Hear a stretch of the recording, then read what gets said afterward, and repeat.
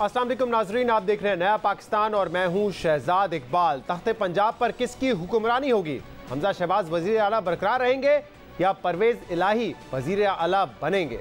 पंजाब के 20 हलकों पर ज़िमनी इंतखाबात में कांटे के मुकाबले की उम्मीद की जा रही है और इसका फैसला होने में अब सिर्फ 2 दिन बाकी हैं, जिसके लिए पाकिस्तान तहरीक इंसाफ और नून लीग ने भरपूर इंतखाबी मुहिम चलाई जो अब इख्तिताम को पहुंच रही है। पाकिस्तान तहरीक इंसाफ हुकूमत पर मुसलसल धांधली के इल्जामात लगा रही है, एस्टैब्लिशमेंट और इलेक्शन कमीशन ऑफ पाकिस्तान पर भी दबाव बढ़ा रही है, जबकि दूसरी तरफ नून लीग अब भी 16 सीटें बासानी जीतने के दावे कर रही है। अहम बात यह है कि नून लीग को पंजाब हुकूमत कायम रखने के लिए कल तक कम से कम 9 सीटें दरकार थी, जबकि पाकिस्तान तहरीक इंसाफ को 13 सीटों पर जीतना लाजिम था। मगर आज नून लीग के एक MPA फैसल नियाजी का इस्तीफा मंजूर होने के बाद पंजाब असेंबली में नून लीग का एक वोट मजीद कम हो गया है, जबकि आज पाकिस्तान तहरीक इंसाफ ने नून लीग के एक और MPA मोहम्मद काशिफ की नाअहली का नोटिफिकेशन जारी करवाने के लिए इस्लामाबाद हाई कोर्ट में इलेक्शन कमीशन के खिलाफ तौहीन अदालत की दरख्वास्त भी दायर कर दी है। और अगर 22 जुलाई से पहले मोहम्मद काशिफ की नाअहली का नोटिफिकेशन जारी हो जाता है तो फैसल नियाजी और मोहम्मद काशिफ के वोट ना मिलने की सूरत में हमजा शहबाज को 2 वोटों से हाथ धोना पड़ सकता है और फिर नून लीग को 9 के बजाय कम से कम 11 सीटें जीतना लाजिम होंगी। पंजाब के ज़िमनी इंतखाबात के लिए इलेक्शन मुहिम का आज आखिरी दिन है। इमरान खान ने आज फैसलाबाद में जलसे से खिताब किया और अब वो लाहौर जाएंगे, वहाँ से भी जलसे से खिताब करेंगे, जबकि मरीम नवाज ने लाहौर में जलसे से खिताब किया और कुछ देर बाद वो मुल्तान में आखिरी जलसे से खिताब करेंगे।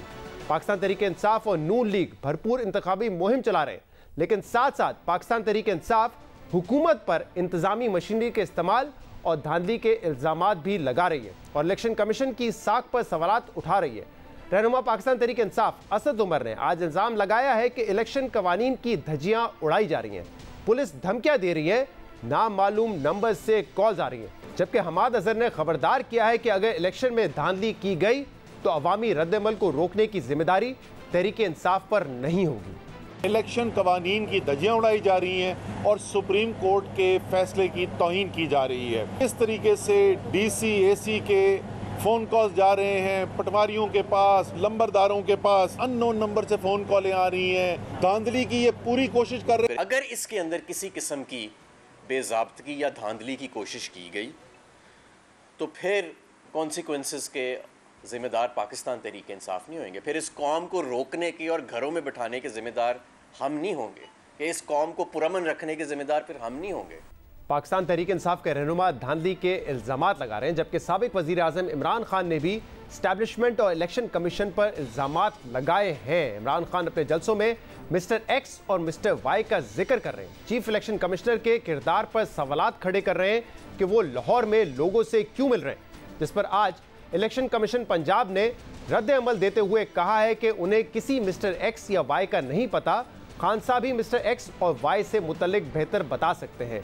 इलेक्शन कमिश्नर पंजाब सईद गुल ने यह भी कहा है कि चीफ इलेक्शन कमिश्नर से कोई भी मिल सकता है। पाकिस्तान तहरीक इंसाफ के अरकान भी चीफ इलेक्शन कमिश्नर से मिलते रहे हैं। X जो है ना, मैंने मैथमेटिक्स में पढ़ा है, इसके अलावा मुझे किसी X का पता नहीं है। X और Y की वैल्यू होती है X + Y = 0। खान साहब बेटर पोजीशन में होंगे ये जवाब देने के लिए, मैं नहीं हूं इस पोजीशन में कि मिस्टर X कौन है, मिस्टर Y कौन है। He is chief election commissioner of Pakistan, कोई भी उससे मिल सकता है, जाके उसके दफ्तर में बैठ के PTI वाले कितनी मरतबा आए। मतलब चीफ इलेक्शन कमिश्नर ये कॉन्स्टिट्यूशनल पोस्ट है, कोई भी उससे मिल सकता है, किसी से छुप कर मिलने की कोई जरूरत उसको है ही नहीं। PTI के इल्जामात पर हुकूमत और इलेक्शन कमीशन के जवाबी वार ने सियासी माहौल गर्मा दिया है। नून लीग बासानी जीत का दावा तो कर रही है, मगर पिछले 1.5 हफ्ते में 4 वफाकी और सूबाई वुज़रा के इस्तीफे इशारा दे रहे हैं कि सब कुछ इतना आसान नहीं है, बल्कि नून लीग की सफ़ों में भी परेशानी बढ़ रही है। एक तरफ पंजाब में ज़िमनी इंतखाबात को लेकर सियासी माहौल गर्म है, तो दूसरी तरफ साबिक डिप्टी स्पीकर कासिम सूरी की तहरीक अदम एतमाद को मुस्तरद करने की रूलिंग से मुतल्लिक सुप्रीम कोर्ट के तफसीली फैसले के बाद हुकूमत पाकिस्तान तहरीक इंसाफ के क़यादत के गिर्द घेरा तंग कर रही है। वफाकी काबीना ने आज सुप्रीम कोर्ट के फैसले को तारीखी करार देते हुए तहरीक इंसाफ की क़यादत के खिलाफ गद्दारी का मुकदमा कायम करने के लिए कमेटी तश्कील दे दी है, जिसकी सरबराही वफाकी वजीर कानून आज़म नज़ीर तारक करेंगे और ये कमेटी सुप्रीम कोर्ट के फैसले की रोशनी में आइंदा के इक़दामात पर तजावीज़ देगी।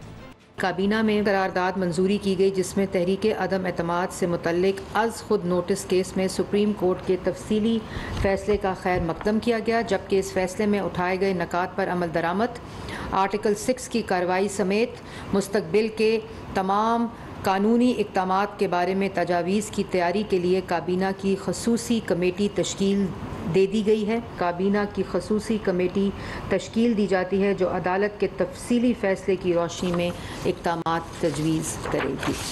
अहम बात यह है कि सुप्रीम कोर्ट ने 2 रोज़ पहले तफसीली फैसले में साबिक डिप्टी स्पीकर कासिम सूरी की जानिब से तहरीक अदम एतमाद को मुस्तरद करने, वज़ीर आज़म की जानिब से असेंबली को तहलील करने की सिफारिश और सदर मुमलिकत की जानिब से असेंबली तहलील करने के इक़दाम को गैर आइनी करार दिया था।